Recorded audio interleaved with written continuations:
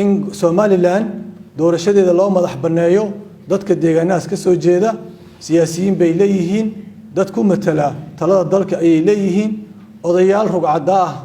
oo dhaqan iyo siyaasiyiin laba way joogan dalka qaasatan magaalada Muqdisho in meesha la doonayo in la dhaco ama la boobo waa garanayna waa doorashada ku aadan xubnaha baarlamaanka ka soo galaya Somaliland saas daraadeed arintaas waxaan u baahanahay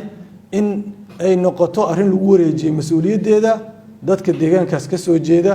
ayaguna ay maamushaan oo ay maamulkeeda ayagu ay yeeshaan arintaasna waa arin indhaha ku hay doono oo har iyo habeen aan daba taagnaa doono jihooyinka ay qusaysana aan kala hadlayno sidaas daraadeed waxaan rabnaa walaalaha ka soo jeeda Somaliland codkooda in la maqlo oo ay cadeystaan annagana wixii garab aan sii karno oo talo ah iyo tusaaleyn ah iyo xiriir ah iyo kaalmo ah waxaan diyaar u nahay inaan siino ma doonayno in la boobo doorashooyinkooda ama xildhibaanadooda ka soo galaya meesha in la boobo ma doonayno runtii waxaan kaloo rabnaa in la cadeeyo dowlad goboleedyada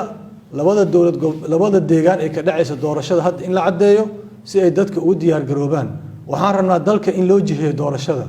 in la yiraahdo waxa la yiri qorshaha doorashada wuxuu bilaabmayaa November dad badan baa isku qaldo u qaatay in waxa November